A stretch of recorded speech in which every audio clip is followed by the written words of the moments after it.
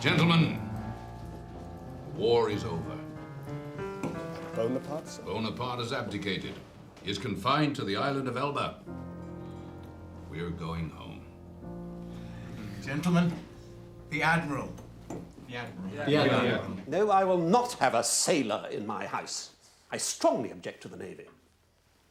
It brings persons of obscure birth into undue distinction, and it cuts up a man's youth and vigour most horribly. One day, last spring, in town, I was in company with a certain Admiral Baldwin, the most deplorable-looking personage you can imagine. His face the colour of mahogany, rough and rugged, all lines and wrinkles, 9 grey hairs along the side, nothing but a dab of powder on top. In the name of heaven, said I to Sir Basil Morley, who happened to be standing near, who is that old fellow?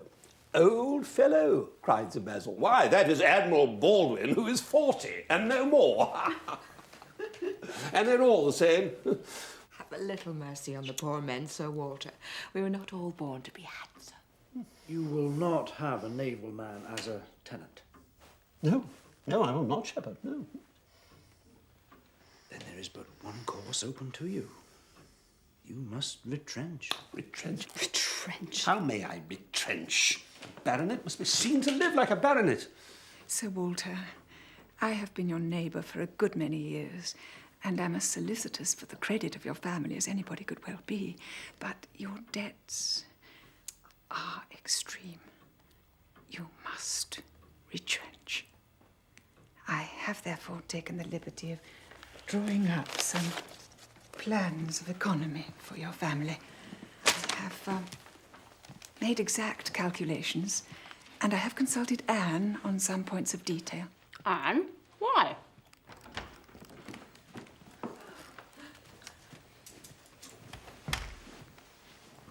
What? Journeys? London? Servants? Table? I'd as soon quit Kellynch Hall at once than remain on it on such disgraceful terms. Bath is but 50 miles from Kellynch, and, if I may be permitted my opinion, an altogether safer location for a gentleman in your predicament. In Bath, I think you may be important at comparatively little expense. Sorbet in September. How delightful. Enjoy it. But there'll be no more ice until the winter. Bath is most congenial. The new assembly rooms are splendid, and there are concerts and recitals every week. I am for Bath. I've always said Bath is incomparable. Who is Admiral Croft? He is a rear admiral of the White. He was in the Trafalgar action and has been in the East Indies since. He has been stationed there, I believe, several years. Then I take it his face has both the colour and the texture of this macaroon. The Admiral is a little weather-beaten, to be sure, but not much. He is a married man, but without children. The house is never taken care of, Sir Walter, without a lady. And a lady with no children is the very best preserver of furniture in the world. Moreover, I have found that Mrs. Croft is herself not unconnected in this country. Oh? To whom is she connected? She's the sister of a gentleman who lived among us once. What was his name? Out at Monkton. Brother of Mrs. Croft. Bless me, what was his name? Anne, you recall. It's Wentworth. Wentworth. Hmm? Wentworth? That's right, Wentworth. He had the curacy of Monksford some time back. You'll remember him, I'm sure. Oh, Wentworth the curate. You misled me, Shepherd, by the term gentleman. Wentworth the curate's nobody. Quite unconnected. Nothing to do with the Strafford family.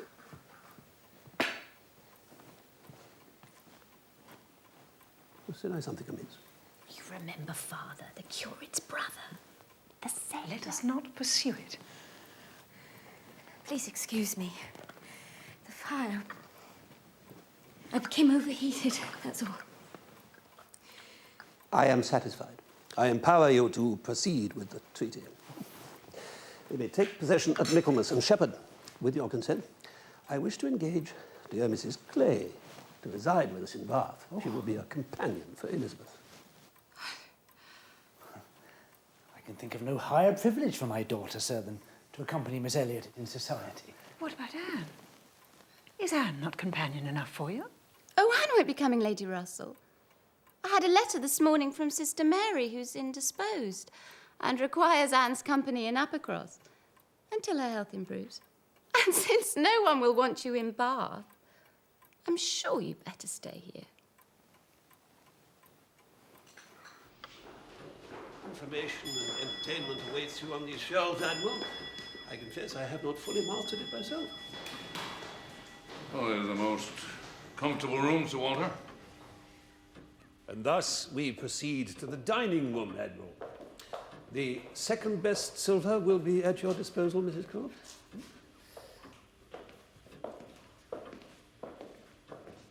Instruct the servants to be civil to Admiral Croft, Anne. If I declare, he's the best-looking sailor I ever met.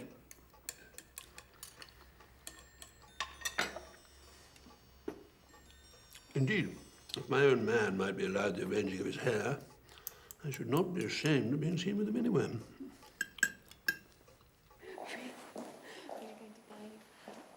Then we're going to go to Marks and we are going to buy boxes and boxes of marzipan. I haven't had time to speak to the gardeners, so here is the list of plants that are for Lady Russell.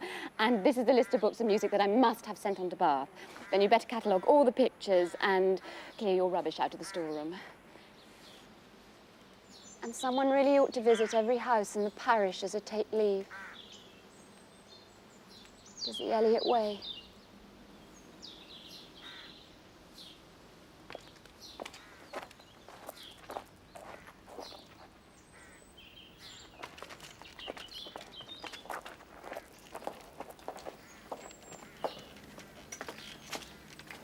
If only I'd had a son. All this might one day have been his. Be what use you can to your sister, Mary. Yes, Father. Lady Russell will fetch you up to Bath after Christmas.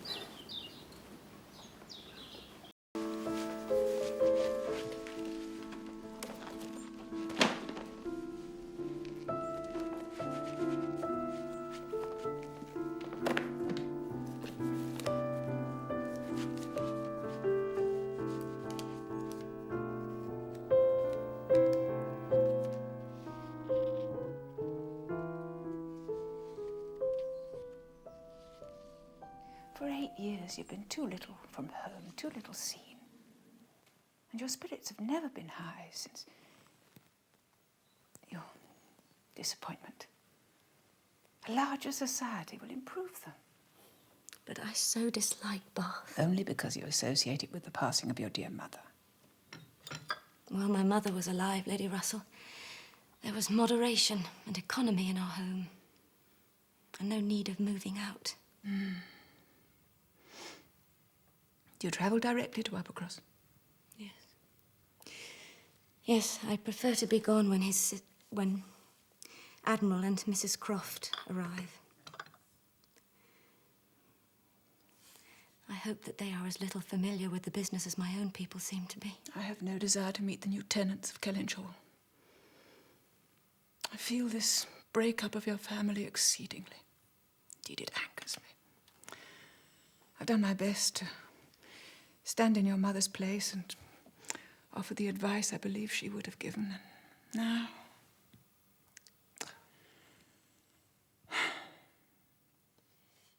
Lady Russell, I have never said this. Do not talk of it. We shall not talk of it.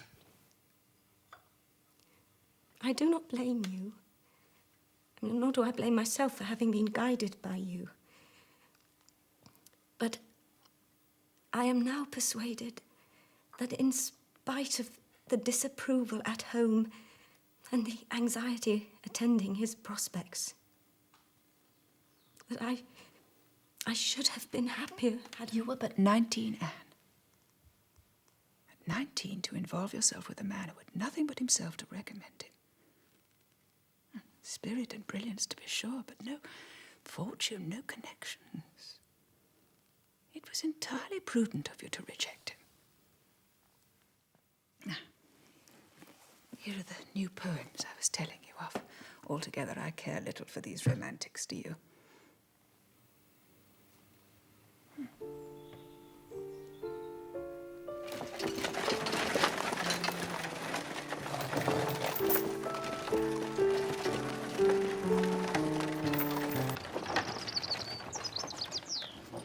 Ooh.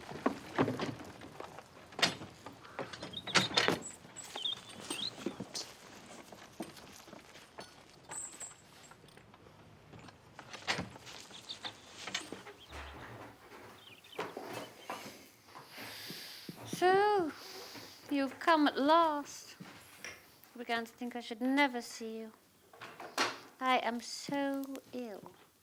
I can hardly speak. I haven't seen a creature the whole morning. Suppose I were to be seized in some dreadful way. I'm not able to ring the bell. Lady Russell, I notice, would not come in person. I do not think she's been in this house 3 times this summer. Lady Russell cordially asked to be remembered to yourself and Charles. Oh, Charles is out shooting. I haven't seen him since 7 o'clock. He said he would not stay long, but he hasn't come back, has he? I do believe if Charles were to see me dying, he wouldn't believe there was anything the matter with me. Well, you know, I always cure you when I come to Applecross. So, how is everyone at the great house? Oh, I can give you no account of them, I assure you. Not one of them has been near me.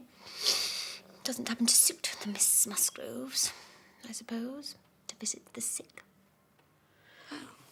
Perhaps you will see them before the morning is gone. Oh, I do not want them, I assure you. My sisters-in-law talk and laugh a great deal too much for one in my condition. And Henrietta goes on and on about that wretched curate from Winthrop. Oh, Anne. Why could you not have come earlier? It is so unkind. My dear Mary, I really have had so much to do. What can you possibly have had to do? A great many things, as a matter of fact. Oh. Well. Dear me. You haven't asked me one word about our dinner at the pools yesterday. Well, I thought you must have been obliged to give up the engagement. Oh, no, I was very well yesterday. It's just today. I feel like death. Had you a pleasant party? Nothing remarkable. One always knows beforehand what the dinner will be and who'll be there. It is so very uncomfortable not having a carriage of one's own. Charles's parents took me. We were so crowded. They take up so much room. I was crushed into the back seat with Henrietta and Louisa. And I think it most likely that my illness today may be owing to it. You know, Anne, I'm feeling somewhat improved. Always assuming I do not relapse. Shall we walk after lunch into the great house? Oh, I'd like that. He ought to have called on you first, of course. He ought to have had the manners to know what is due to you as my sister. But I wouldn't dream of standing on ceremony with people I know so well as the Musgroves. So Sir Walter and your sister are gone. And what part of Bath do you think they will settle in? Must that thing go exactly there, Henrietta? Isn't it splendid, Mamma? It will sound very well with the pianoforte. Don't you think, Anne? What was wrong with my old spinet, I'd like to know, that it must make way for this great noisy article? Anne, will you play when we next give a dance? Well, you play a great deal better than either of us, and we are wild for dancing. Oh, yes, please, Miss Anne. Oh, Lord bless me, how those fingers of hers can fly about. I will play too if you wish. I'm quite as accomplished as Anne. Why, thank you, Mary. Oh, but we all enjoy so much to watch you dancing, Mary. You're so light on your feet. And, as you know, Anne does not care to dance. No. I sent them round the back. Ah, but do it.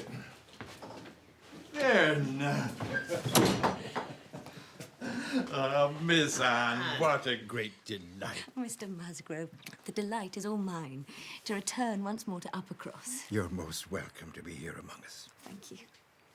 You look well, Charles. Very well. I got a brace of pheasant this morning and Father hit a squab, but the dog couldn't find it. Oh, no. Feel pretty well, Anne, thank you, yes. You were missed at luncheon, Charles.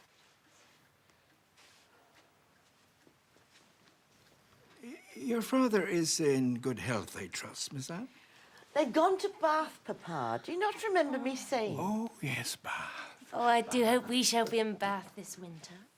Perhaps we may. But remember, if we do go, we must be in a good situation. Ah, yes, somewhere near the circus, Papa. Well, it's a big place, Bath.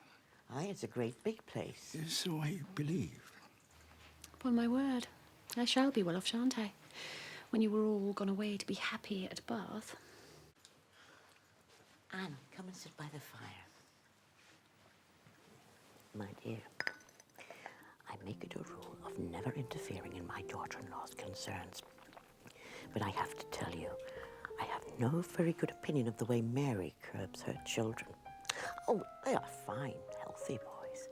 But Lord bless me, how troublesome they can be. Mrs. Musgrove is forever advising me on the care of little Charles and Waldo. Yet she gives them so many sweet things to eat, they invariably come home sick. Moreover, how am I supposed to keep them in order when their father spoils them so much? I could manage the boys very well were it not for Mary's interference. And I wish you could persuade her not to be always fancying herself ill. It is a very bad thing to be visited by children whom one can only keep in tolerable order by more cake than is good for them. Could you possibly, whilst you are here, give Mary a hint that it would be better if she were not so very tenacious about taking precedence over Mamma? Nobody doubts her right to take precedence over Mamma, but it's not becoming of her always to insist on it. Mamma doesn't care about etiquette. It's the cake she cares about. These people are apt to forget whose daughter I am. When you have a moment, you must speak to Charles, Anne, and persuade him that I am very, very ill.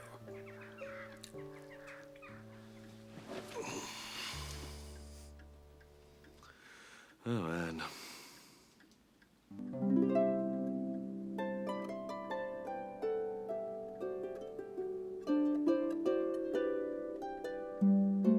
And when will the Admiral take possession? At Michaelmas. Let's just hope they are not tardy about paying their respects.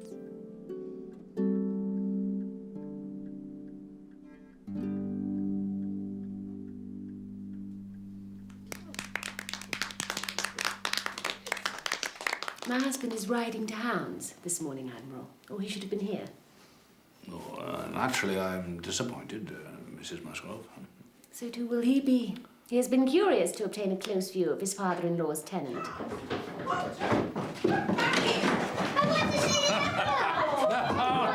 No, let them be. So, come on, up on the knee. There we go. The Admiral loves children. Yes, you want to sail the high seas, do you? Well, first, you have to learn to go up and down with the swell, like this. I can hear your timbers creaking on there. It was you and not your sister, I find, who my brother had the pleasure of being acquainted with when he was in this country. Perhaps you have not heard. He is married. Oh, that is excellent news, Mrs. Croft. I wish him every happiness. Well, with your permission, I shall tell him so in my next letter. Oh, please do. Oh, and he has a new curacy, too. At last, they're settled in a parish in Shropshire. Ever seen a boat made out of paper? No. Come, I'll show you. Here, over by the desk. That's it. There we go. Watch very closely. I was just telling your sister about my brother Edward's good fortune in Shropshire. He's a curate. A curate? How interesting. Oh, we are expecting soon another brother of my wife's. A seafaring brother, whom you won't have met. Oh, but we do know him. Do we not, Anne? He visited these parts when I was but a girl and called at Kellynch Hall some once or twice. Yes. I did not know you were acquainted with Frederick also. Yes. I believe you to have been in the Indies at that time. There. Hip, hip, hurrah! Hip, hip, hurrah! Hip, hip, hurrah! Morning, Papa has met Captain Wentworth. Indeed, has he? Yes. He and Mamma drove over to Kellynch, and he was there. He has just returned to England, or paid off, or something.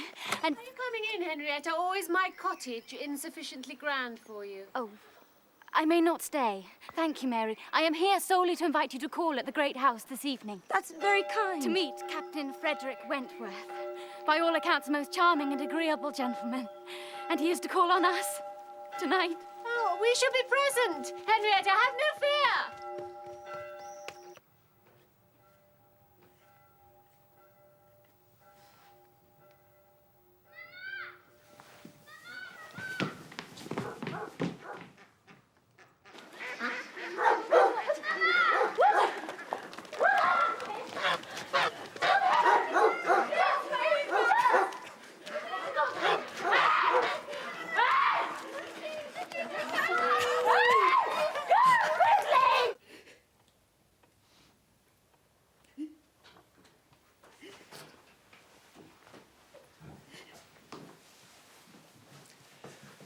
I've reset the collarbone. And the spine. Time will tell. Should I take him to bed? No. Leave him where he is. What may I give him? Water.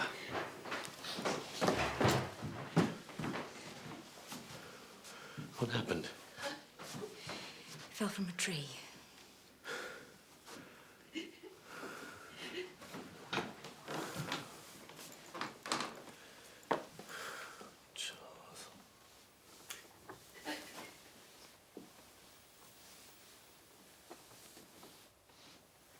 How can you contemplate such a thing? How can you abandon your son and heir for a dinner? The child is doing well. The apothecary is content. What more is there for a father to do? I need my gloves.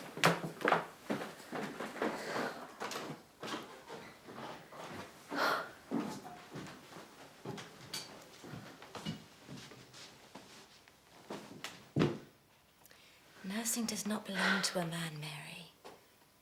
It is not his province.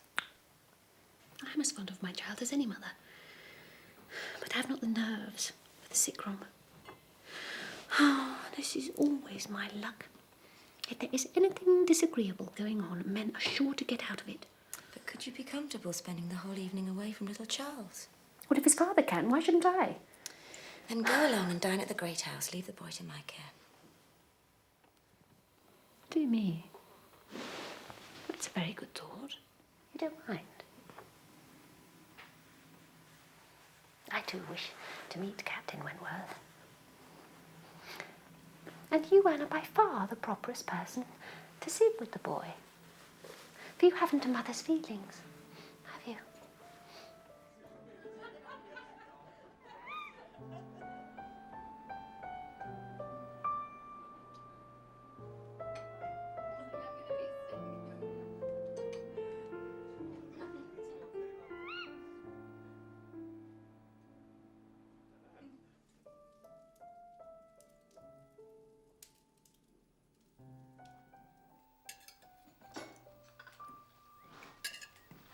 He did inquire after you slightly, as might suit a former slight acquaintance. He was very attentive to me, however, and Charles and he made instant friends. In fact, I believe they are to shoot together this morning.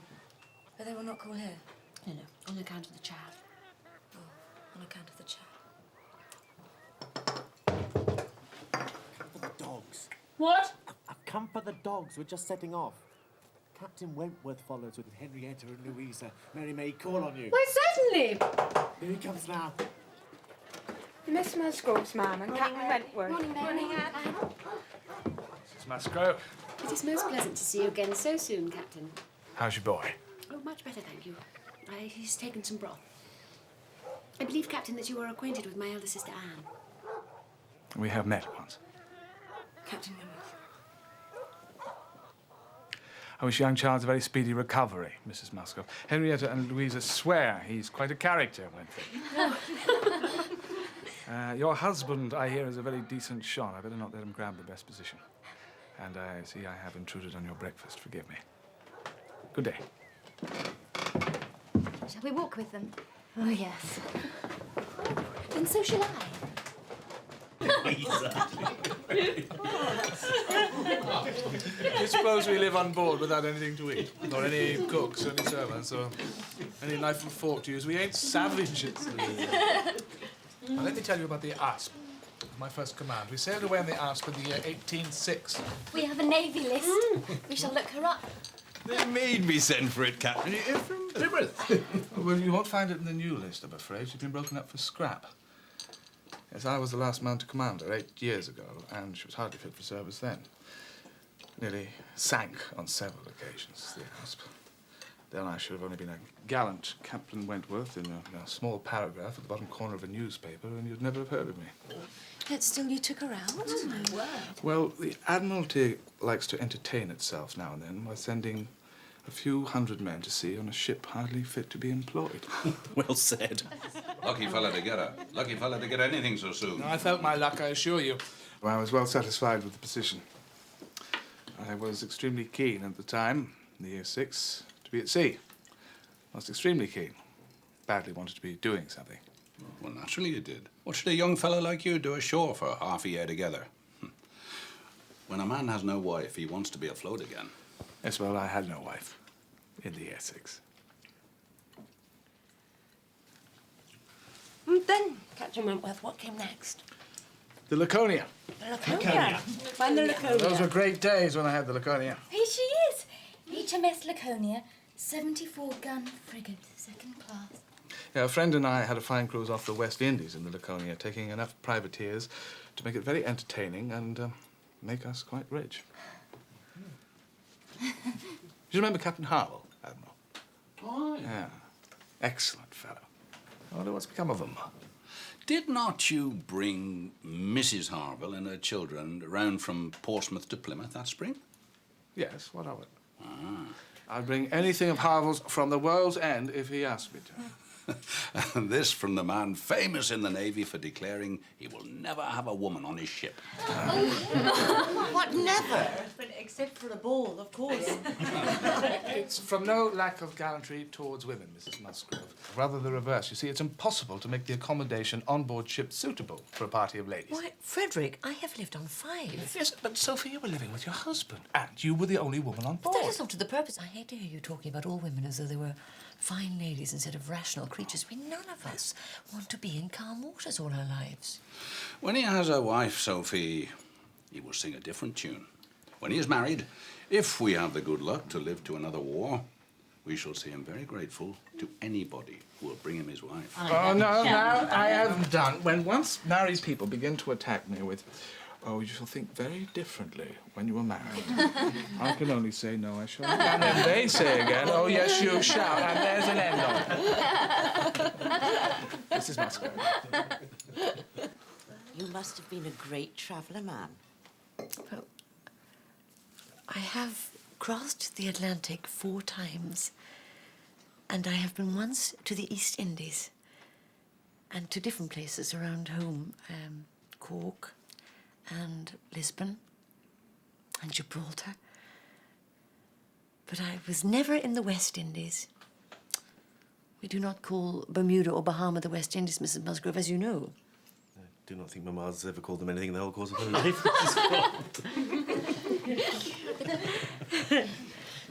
But did you never suffer any sickness, Mrs. Grove? No. The only time that I ever imagined myself unwell or had any ideas of danger was the winter that I passed on my own at Deal, when the Admiral, Captain Croft then, was away on the North Seas. That I did not like. But as long as we could be together, nothing ever ailed me. Not a thing.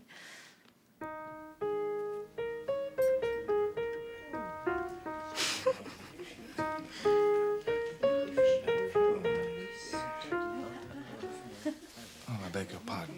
This is your seat. Not at all.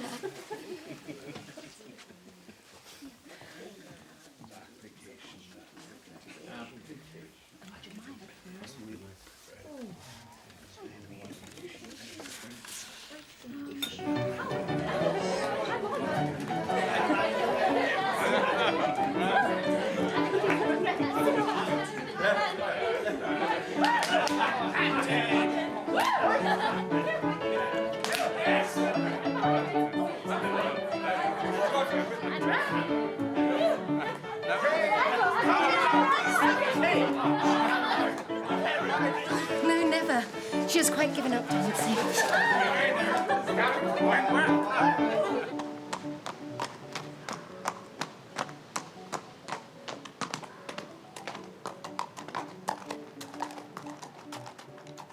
Oh.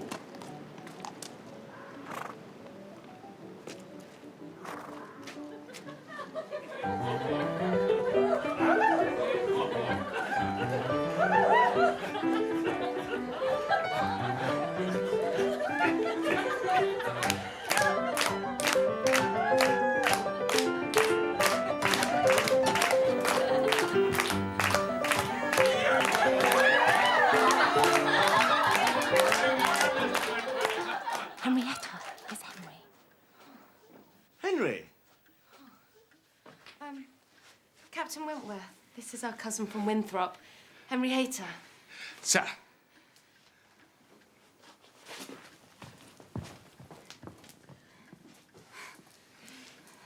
He told me he's made £20,000 in the war. It'd be a capital match for either of my sisters.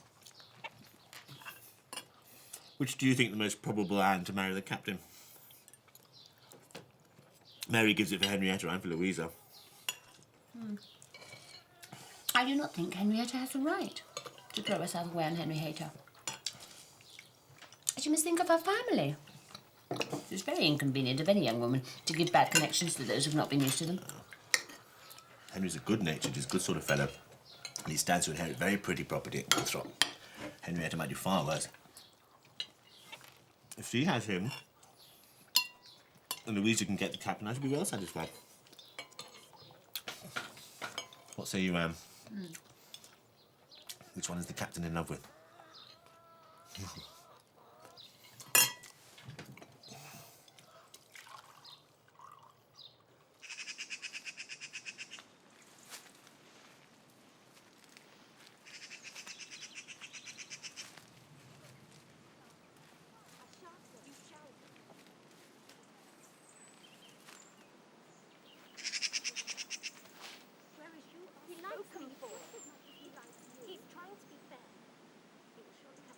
But why should I shift my ground? There's Mama and Papa to think about. And Henry is a man they both admire. Arrangements have been made. Do come to your senses. Good morning. Good morning. Won't you come in and sit with us a little? Thank you. But we're to go for a long walk. Oh, I am fond of a long walk. This is a very long walk. Well, why is everybody always supposing I'm not a good walker? I should like to join you very much. Come on, let us fetch our wraps. Mary, we have our puzzle to fit.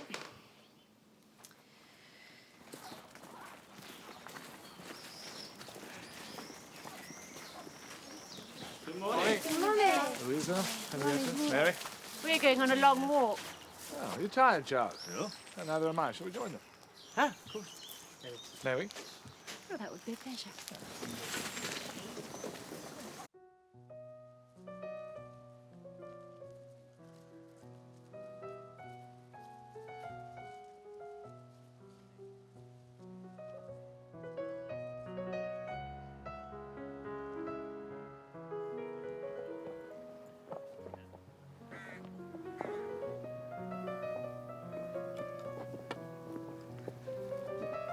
The gig will overturn today. Oh, do not be cruel. No, but it happens every time they go out. I mean, he's a first-rate sailor, but on land, fortunately, my sister is as happy to be tossed into the ditch as not. Well, if I loved a man as she lost the Admiral, I should do just the same. Nothing would ever separate us. And I would rather be overturned by him than driven safely by somebody else. Fine words, Louisa.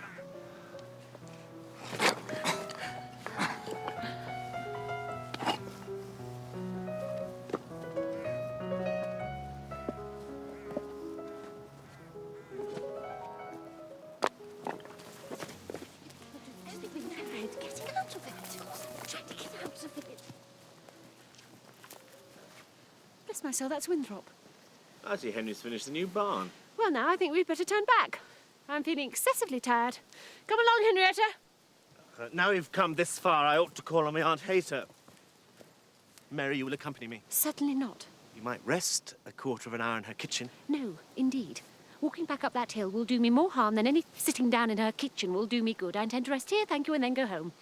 Henrietta may rest with me. She does not want to go down there either. Do you, dear? Well, I will do my duty to my aunt.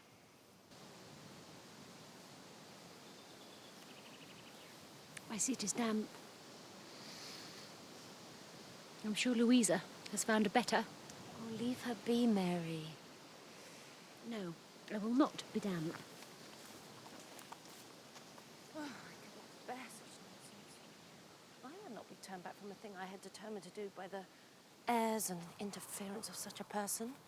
I am not so easily persuaded. Would she have turned back then, but for you? I am ashamed to say that she would. Henrietta's very lucky to have you for a sister. Stick always to your purpose, Louisa. Be firm. I shall like you the more for it. Mary has a great deal too much of the Elliot pride. We all wish that Charles would marry Anne instead. Did Charles want to marry Anne? Did you not know? You mean she refused him? Yes. When was that? About a year before he married Mary. If only Anne had accepted him. We should have all have liked her a great deal better. My parents think it was Lady Russell's doing. That my brother, not being philosophical enough for her taste, she persuaded Anne to refuse him.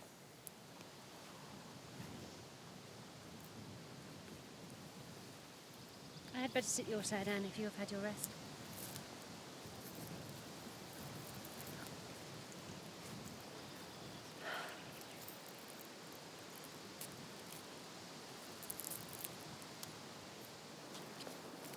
Mary? Anne? Captain Wentworth, I don't believe you know Mr. Hayter. Captain Wentworth, Henry? Good day, sir. Good day, sir.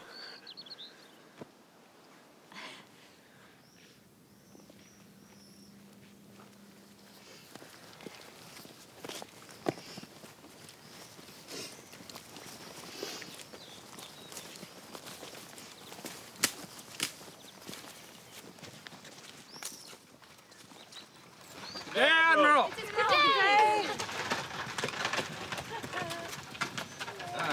And Sophie. I've been to Winthrop and back. The ladies must be exhausted. Oh, no. There's a seat for one. It will save full a mile. Yes. Oh, Anne, you must be tired. Now, do give us the pleasure of taking you home. But there's not room, Mrs. Croft. Nonsense. Sophie and I will squash up. Yes. Were we all as slim as you, there would be room for 4. Right.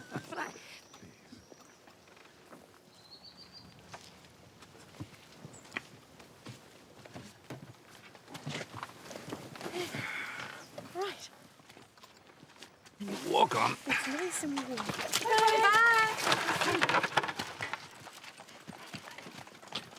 I wish Frederick would spread a little more canvas and bring us home one of those nice young ladies to Calinch. This hesitation comes of the peace.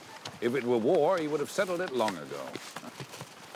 Do you not think, Sophie, that your brother is ready to fall in love?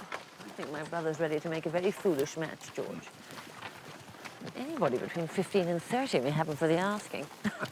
A little beauty, a few smiles, a few compliments at the Navy, and he's a lost man. Is it a love letter, Frederick? No, it's for my old friend Harville, who's settled in Lyme. How far away is that? Was it 16, 17 miles? I'll ride there tomorrow. Well, you're fond of this Harville, I think. Well, indeed I am. We've had some great sport in the far corners of the world. Unfortunately, he's not in good health. A leg wound got in the war. But if you could meet him, Charles, I'm sure you'd love him as I do. Well, why don't we make a visit? All together. I've long had a wish to see Lyme. Oh, yes, Charles, please. Oh, let us go, please. Please. May we take Anne, too? Of course. Let it be Anne's treat. Soon she must leave us for Bath. We're to go to Lyme, Mary. I do not like the sea.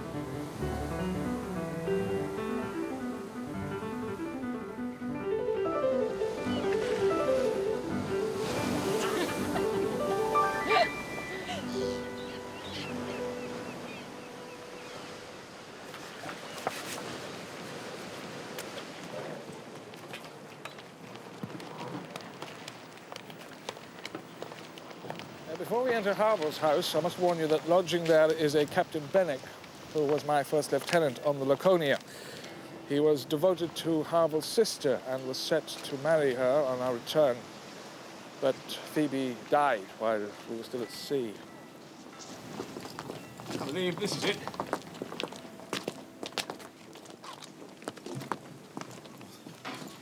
Harville!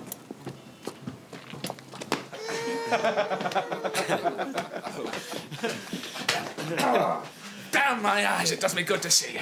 Any friends of yours are welcome in my house. Charles, may I introduce... forgive me, ladies. May I introduce Captain Harville, Mrs. Harville, and Captain Benwick. Good day. How do you do? Good day. I'm very pleased to meet you all. You've certainly cheered us up. Please treat our home as if it were your You must own. stay to supper. Have we food? Do you remember what we ate in Minorca? Octopus! Octopus.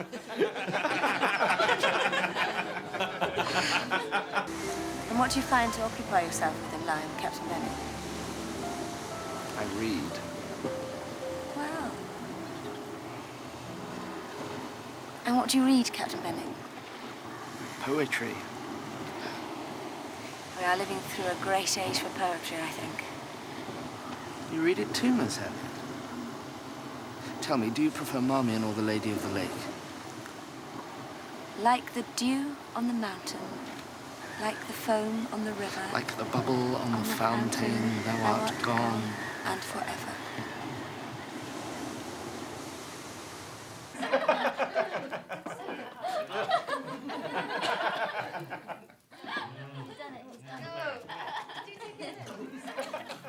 Fare thee well, thus disunited, torn from every nearer tie, seared in heart and lone and blighted. More than this I scarce can die. I don't know that one. Byron. You ought perhaps to include a larger allowance of prose in your daily study. Too much poetry may be unsafe. Thank you for your kindness, but you cannot know the depth of my despair. Phoebe would have married me before I went to sea, but I told her we should wait for money. Money. Come now, Captain Benwick. Come now, you will rally again. You must. You have no conception of what I have lost. Yes, I have.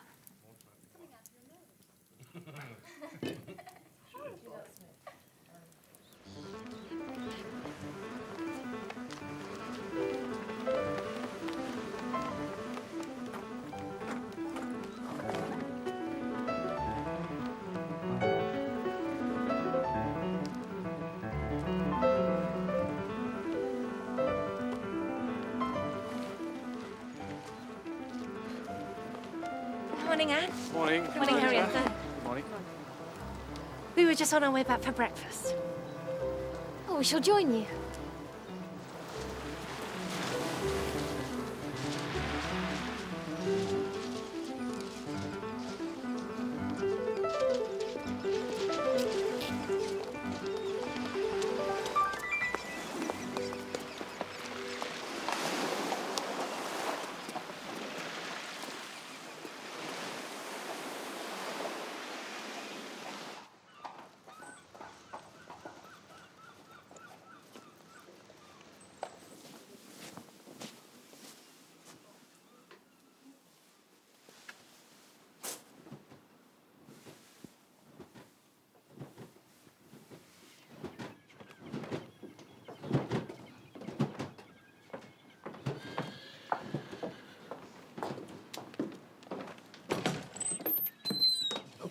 I do apologise.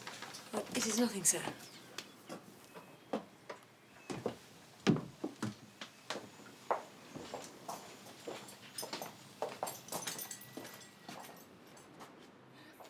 Whose carriage is that, landlord? Looks pretty fine. A gentleman of means, sir. He come in last night from Sidmouth on his way to Bath, and Mr. Elliot. Mr. Elliot? Mr. Elliot?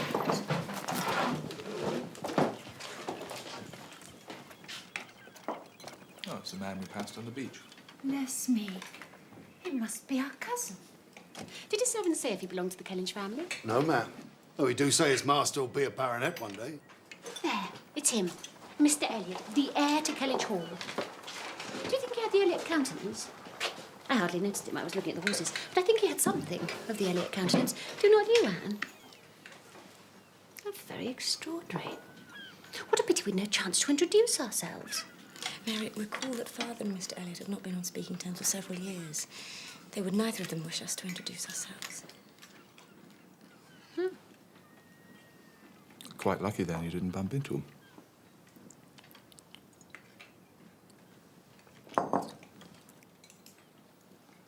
Where's my toast?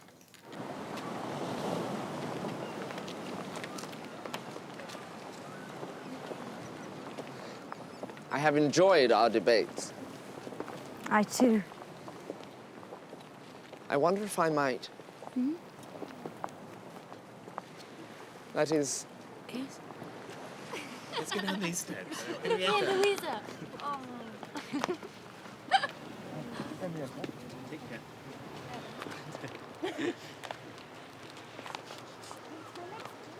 Oh, I don't like it.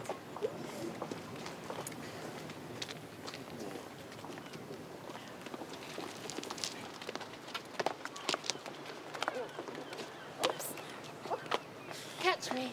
Louisa, be careful. There. Louisa, stop Too high, Louisa. Louisa, it's too high. Louisa, Louisa, that is too I high. am determined, Captain. Louisa, do not be so foolish! Louisa!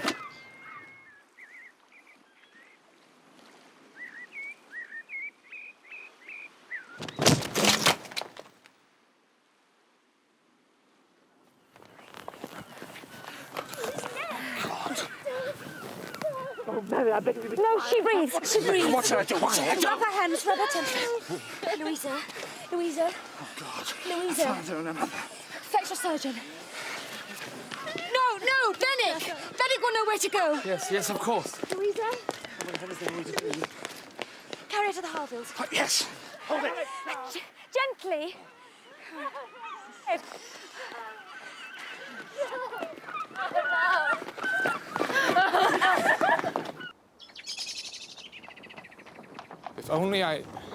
If only... Yes.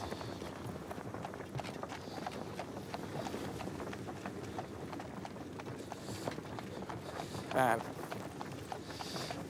I regret that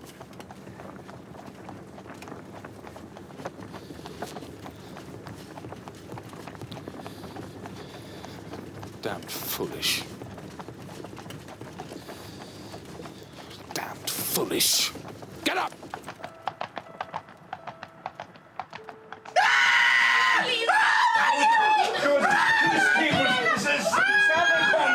And prepare the chaise. You saddle with me. And Thomas, come and take this collar.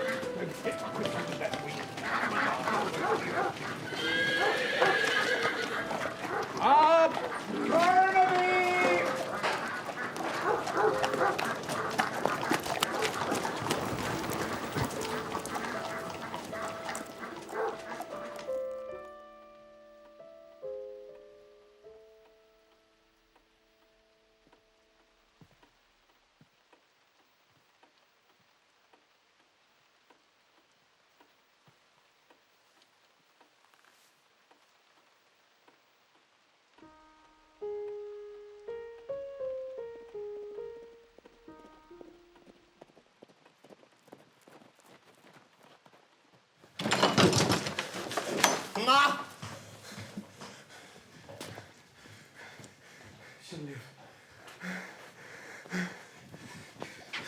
Ma! Ma, she's conscious. Ma, she'll live.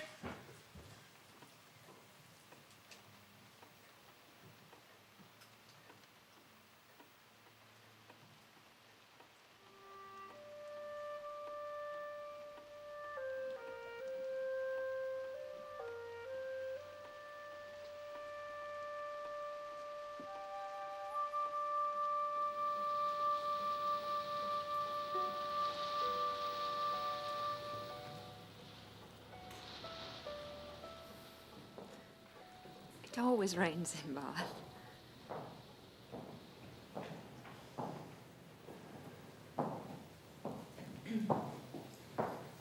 I'm pleased to have you here with us, Anne. Thank you, Father. You'll make a fourth at dinner.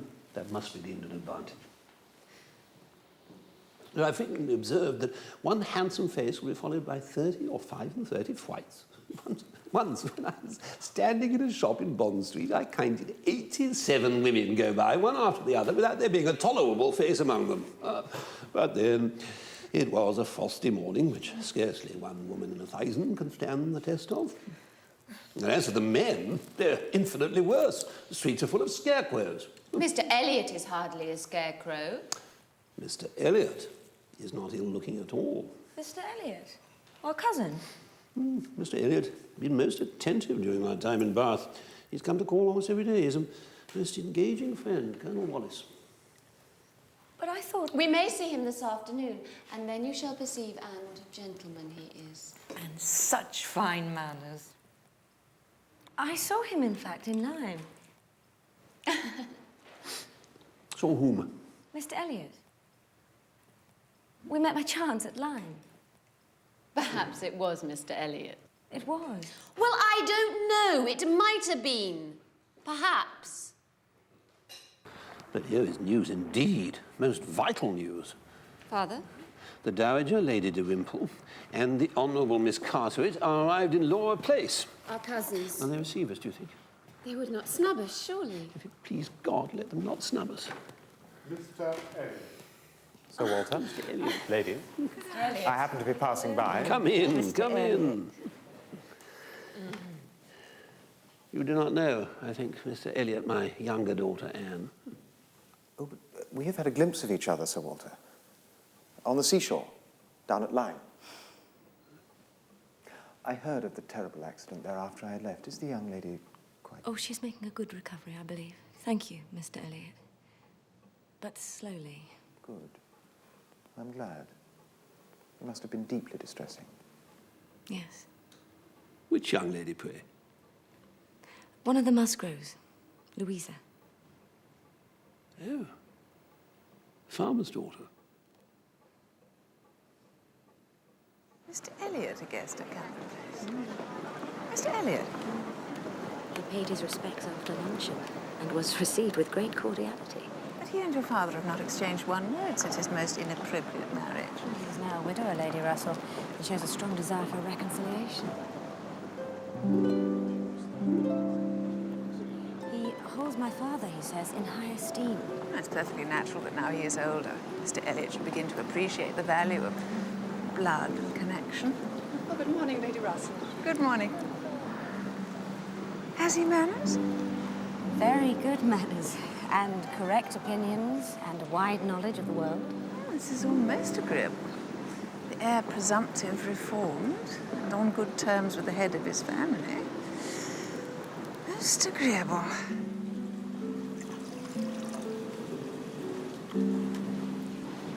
I suspect Mr. Elliot also wishes to be on good terms with my sister, Elizabeth. Elizabeth? Elizabeth is many hours at her dressing table when Mr. Elliot is expected. Lady Willoughby, Sir Henry, good morning. Good morning, Lady Russell. Tell me, did you attend the Philosophical Society? Why, yes. Was the resolution carried? It was. The atheists were routed. Thoroughly routed. Did dear Sir William speak? He did, and I see. Miss Oh, we are here to improve the Admiral's health. Admiral, what's the problem? Oh, dry land, my dear. Dry land. It appears it does not agree with me legs. Oh, dear. Well, come and take some of this water. You're looking terrible.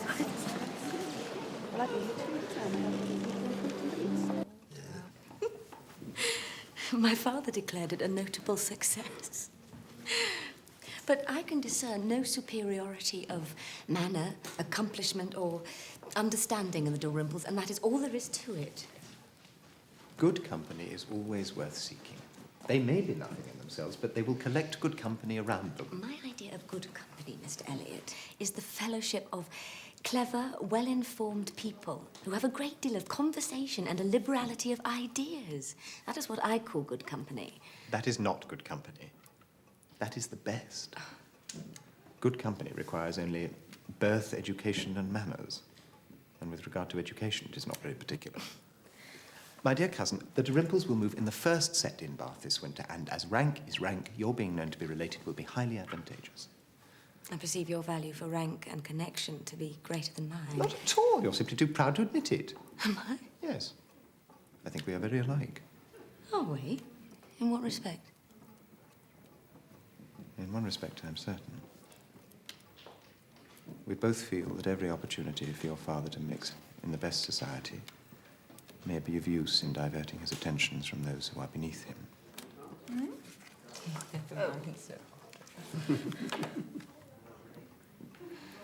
You presume to know me very well, Mr. Elliot. In my heart, I know you intimately. Westgate Buildings? And who is this invalid you visit in Westgate Buildings? A Mrs. Smith. A Mrs. Smith. A widow. A widow, Mrs. Smith. And what is her attraction? That she's old and sickly. Upon my word, Miss Anne Elliot, you have the most extraordinary taste.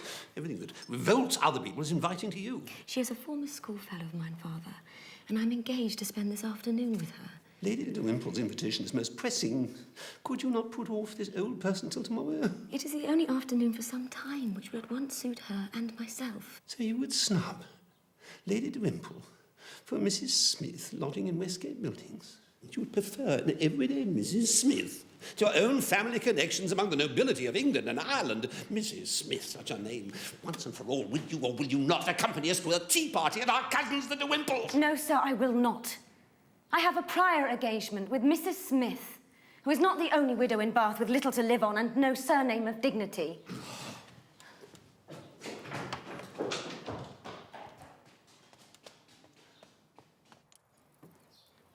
Do you not suffer from melancholy? How could I be melancholy when you are come to visit? Can you walk at all? No, but I will not allow sickness to ruin my spirits. Did your husband leave you any money? Very little. His affairs had utterly collapsed. And it is all spent on Nurse Rook, who, besides carrying me into the hot bath, brings me my one source of consolation. Delicious gossip from the world outside. So you are a spy, Nurse Rook? I keep my ears open, that's all. What have you heard of my friend here? Well, I know her cousin, Mr. Elliot, thinks terribly highly of her. How on earth do you know that? I attend on Colonel Wallace's wife, who's indisposed with a baby.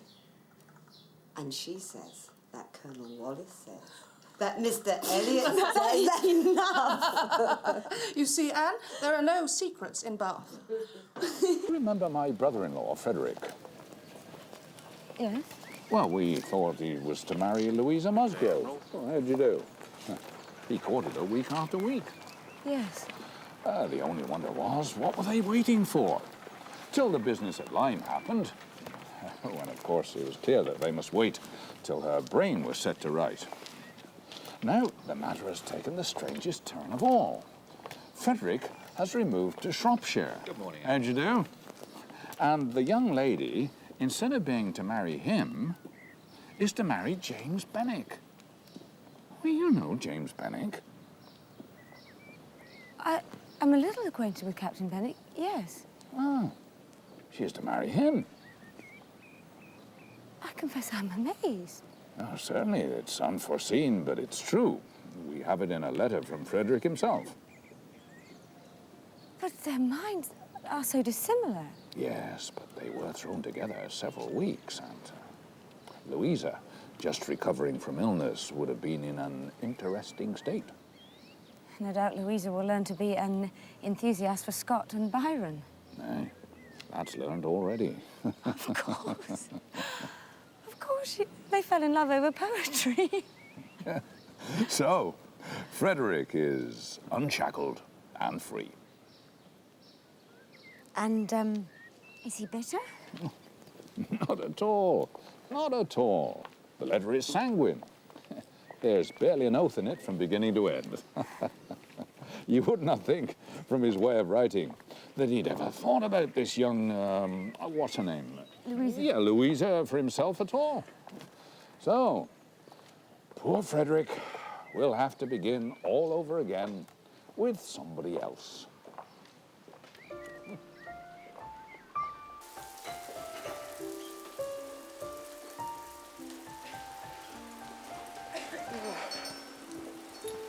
Oh,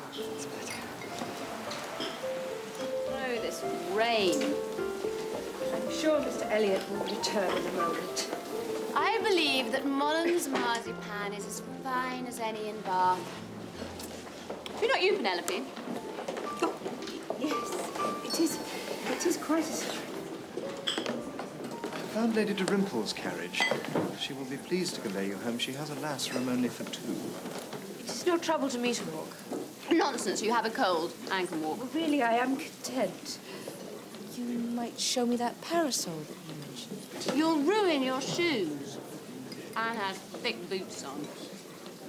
Mr. Elliot, would you be so kind? I should be delighted to escort Miss Anne. Then that's settled. Please tell the coachman that we're ready. And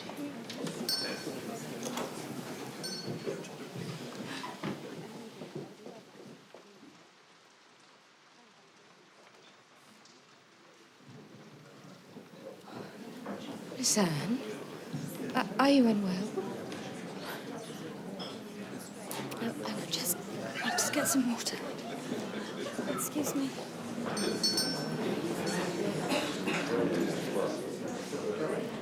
Good morning, Captain Wentworth. Miss Elliot. So, you are come to Bath?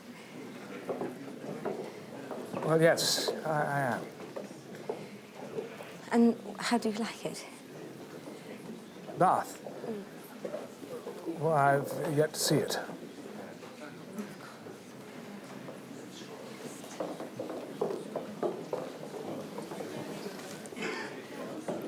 Your family? Yes. Are they in health? They are, thank you. And you, are you in health? I'm very well indeed, thank you, Captain. Lady Dalrymple's carriage for the Miss Elliots. You're not going too? There is no room. I shall walk. But it's raining. Oh, very little. Nothing that I regard. I like to walk. Though I only got here yesterday, I'm already armed for Bath. Please, take it.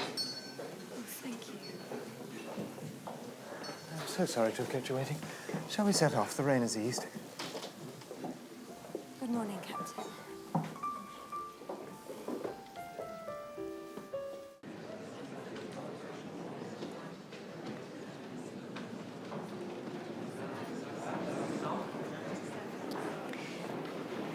How do you do, Captain?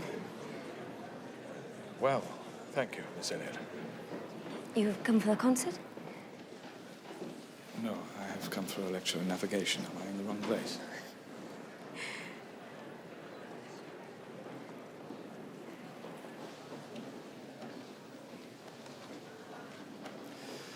I've hardly seen you since that wretched day at Lyme. I'm afraid you must have suffered somewhat from the shock, the more so from it not overpowering you at the time. Oh, I do not think I was in danger from suffering from not being overpowered. Thank you, Captain. When you had the presence of mind to send Captain Benwick for a surgeon, I bet you had little idea of the consequences. No, I had none. But I hope it will be a very happy match. Indeed, I too wish them luck. They have no difficulties to contend with at home. No opposition. No caprice, no delays. And yet, Louisa Musgrove is a very amiable, sweet-tempered girl, and not unintelligent, but Benwick, he's something more. He's a clever man, a reading man, and I do view... suddenly attaching himself to her like that. A man in his situation, with a broken heart.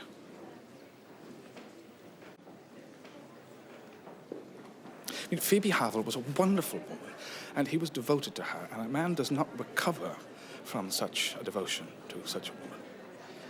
He ought not. He does not. Did you stay long at Lyme?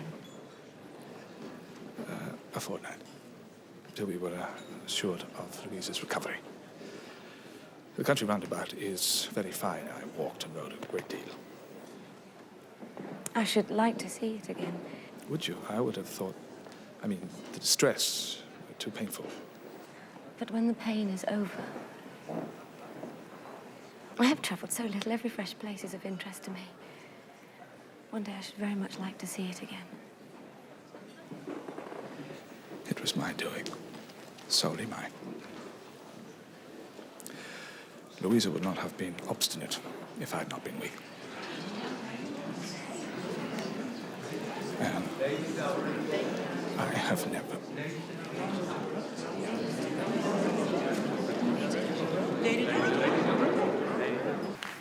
The world is not aware of half of your accomplishments. This is too much flattery. I do not think I could ever flatter you enough. A well-looking man, yes, very well-looking Very man. fine young man indeed. More air than one often sees in Bond. Irish, I dare say. Captain Wentworth of the Navy. A bowing acquaintance. His sister is married to a tenant of mine in Somersetshire. Do you take my meaning, Anne? Or must I translate for you? Please excuse me a moment. Oh, Captain, are you leaving already? Yes. But the music is good, is it not? I neither know nor care. But will you not What? Oh, this is too sudden. Is it? But what is the matter with you? Nothing at all. Miss Elliot, you must come back to explain the Italian again. Miss Carteret is anxious to know what she is to hear. Good night. But the next song is very beautiful. It's a very beautiful love song. Is that not worth your staying for? No, there's nothing worth my staying for.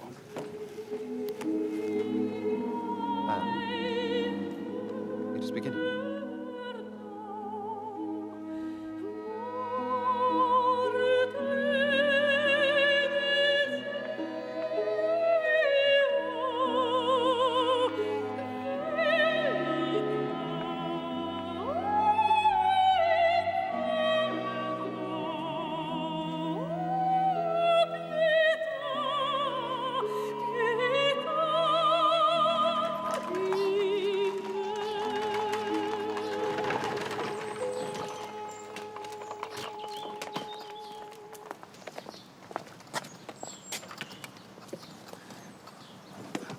Good morning, sir.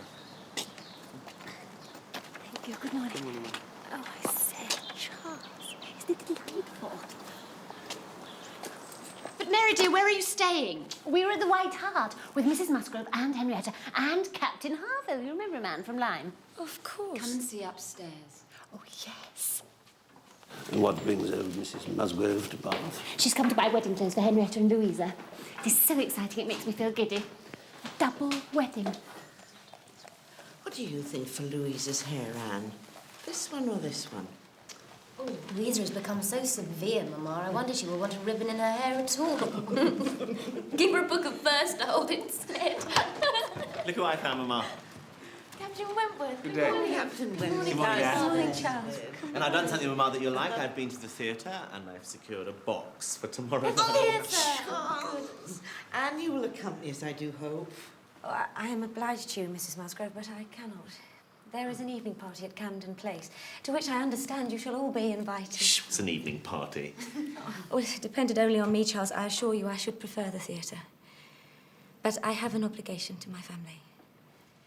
Then we shall go another time, when you are free to join us. Thank you. Captain Harville, come and sit with me. I am desperately in need of a fresh opinion.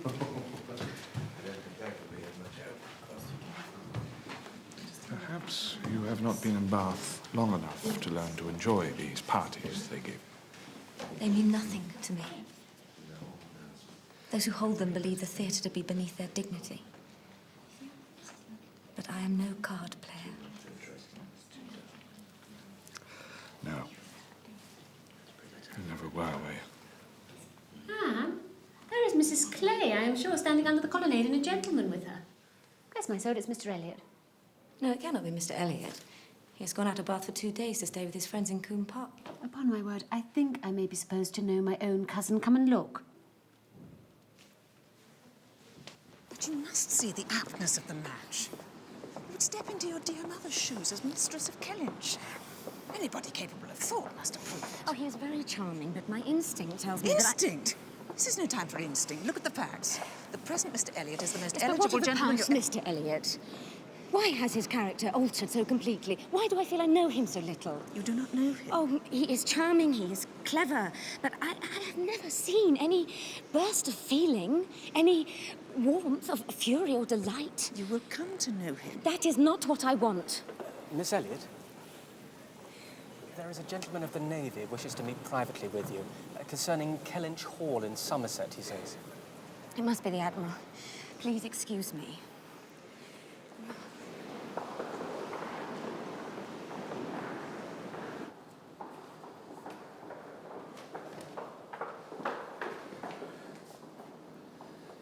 I have a commission from my Admiral, and I must discharge it, though you may think me impertinent. But remember, I speak for him. The Admiral is aware that everything is settled for a union between Mr. Elliot and yourself. It has occurred to the Admiral that when you are married, it might be your wish to return to Kellynch Hall. And I have been charged to tell you that if this should be what you wish, the Admiral will cancel his lease and that he and my sister will find themselves another place. There, I've done my duty.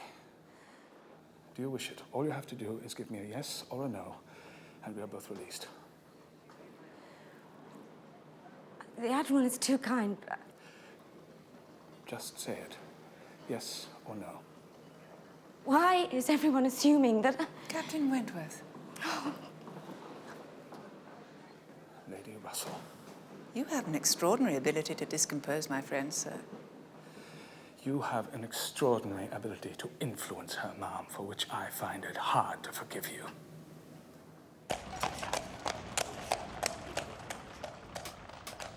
Oh, why does the whole town suffer this dreadful misapprehension that I shall marry him? Well, I mean, shan't you? No. Oh, I have to say I'm relieved to hear it. Why? Because did you never wonder why a man who for years had held the honour of your family as cheap as dirt, who showed not the slightest interest in the baronetcy or the Kellynch estate, should suddenly show such interest? What do you know? I was at Colonel Wallace's yesterday, and I chanced to hear him complain to his wife that Mr. Elliot required another loan. But he is rich. He was rich. He has lost it. His style of life is a sham. He lives on borrowed money. Are you saying he pays his attentions to me because he wants the title? He wants the land. He heard of your sister's friend, Mrs. Clare. Who is hoping perhaps to become the next Lady Elliot. And who knows, to provide Sir Walter with a son. An heir. So, if he marries you, he gains some footing in the family and exerts his influence on your father and keeps his inheritance. But why did you say nothing of this before? We have only just learnt it. How despicable. Let me just observe that all histories are against you. All stories, prose and verse. I don't think I ever opened a book in my life which did not have something to say on women's fickleness. But they were all written by men. I suppose so. If I could only make you understand what a man suffers when he takes a last look at his wife and children and watches the boat that he has sent them off in, as long as it's in sight, and then turns away and says, God knows whether we'll ever meet again.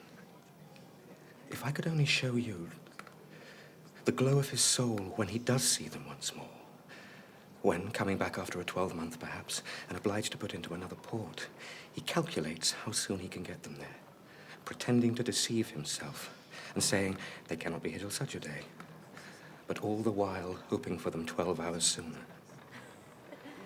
And seeing them arrive at last, as if heaven had given them wings. Oh, I believe you capable of everything great and good. So long as, if I may, so long as the woman you love lives, and lives for you.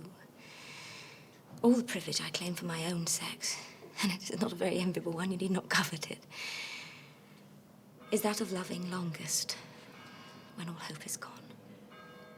Here, Frederick, you and I must part company, I believe. One moment, Sophie. But we shall all have the pleasure of meeting again this evening at your party. Harville, Thank you so much. if you're ready, I'm at your service. Good morning, Miss Elliot, and God bless. Good morning, Anne. Good morning. Good morning.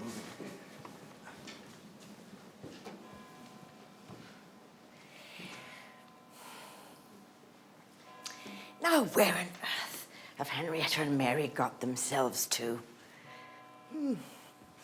Forgive me, Mrs. Musgrove. I left my umbrella.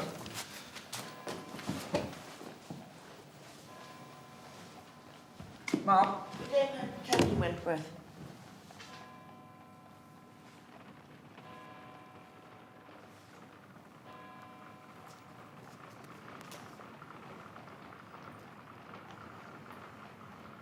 I can listen no longer in silence. I must speak to you by such means as are within my reach. You pierce my soul. I am half agony, half hope.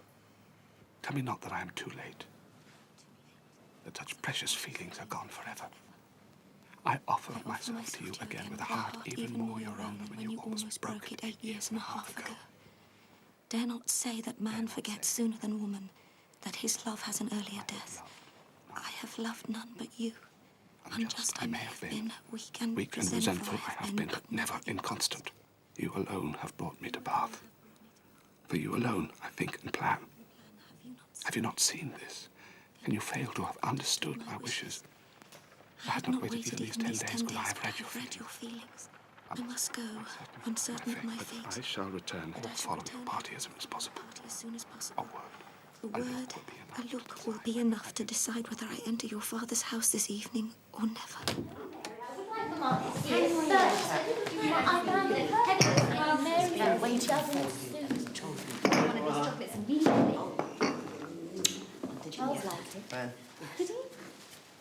And is something the matter? Look at you. Oh, and I feel a little faint, Mrs. Musgrove. I will go home if I may. By all means, my dear. Go home directly and take care of yourself so you may be fit for this evening. Charles, I want you to assure Captain Wentworth and Captain Harville that we hope to see them both tonight. It was understood. No, I'm sure it was I understood. do not think it was understood. They must come, do you hear? You will see them again this morning. To promise me you will mention it. You may mention it yourself. Frederick, which way are you going? I hardly know. Are you going near Camden Place? Because if you are, I shall have no scruple in asking you to take Anne's arm to her father's door. She's rather done for this morning, and I just seem eager to be at the gunsmith. He promised me the sight of a capital gun he's just about to send off. A goodie like that double barrel of mine, which you once shot with. I shall have time to take it, Charles. Thank you.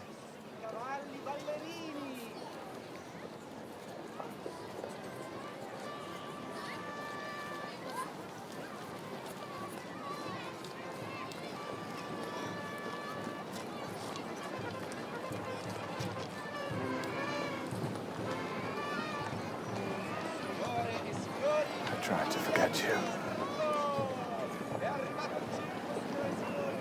I thought I had.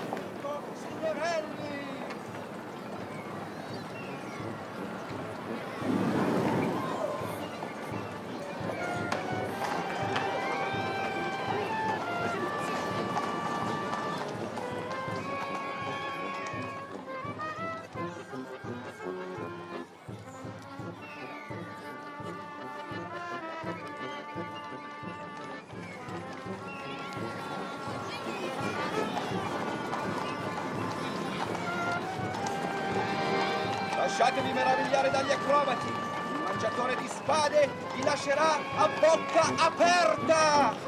Di fronte a voi tutto.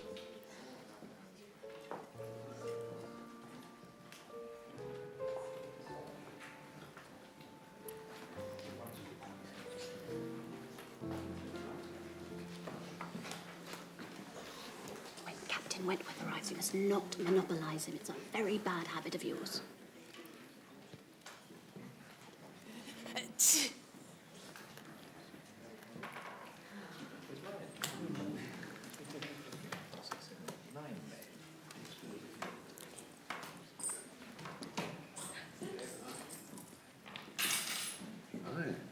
Bonaparte has got off Albin, raised an army in France. It seems there's to be another war.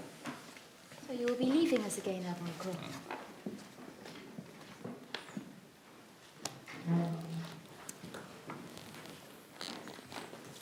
When you make a decision, Anne, you must stick with it.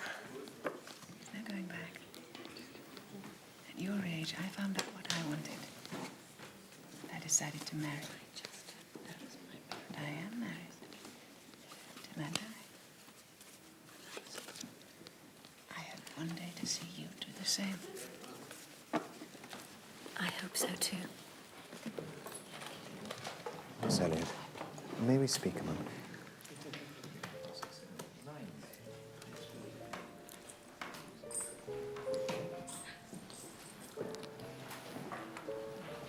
Have you thought any further about my offer?